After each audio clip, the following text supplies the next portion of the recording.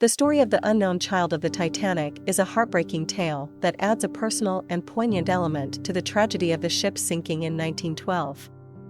When the RMS Titanic sank on April 15, 1912, the bodies of many passengers who had perished in the disaster were recovered from the frigid waters of the North Atlantic Ocean.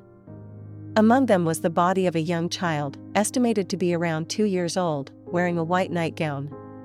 The child, a little boy, was not identified, and his true identity remained a mystery for decades. The child's body was taken to the morgue in Halifax, Nova Scotia, where efforts were made to identify him.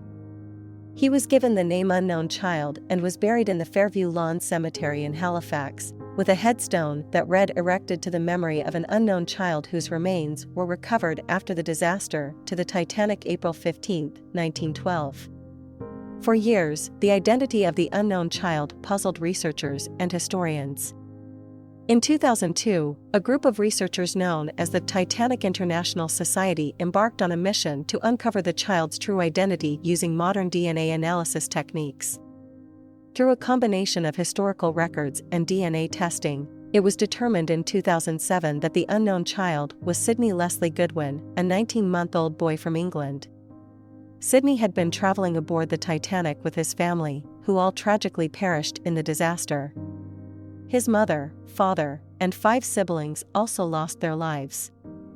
The identification of Sidney Leslie Goodwin brought a sense of closure to the story of the unknown child, providing a name and a story to a previously anonymous victim of the Titanic. His identification serves as a reminder of the individual lives lost in the tragedy and the devastating impact it had on families. Today, the grave of Sidney Leslie Goodwin, known as the Unknown Child, is a poignant memorial that attracts visitors who pay their respects and reflect on the profound human tragedy of the Titanic's sinking.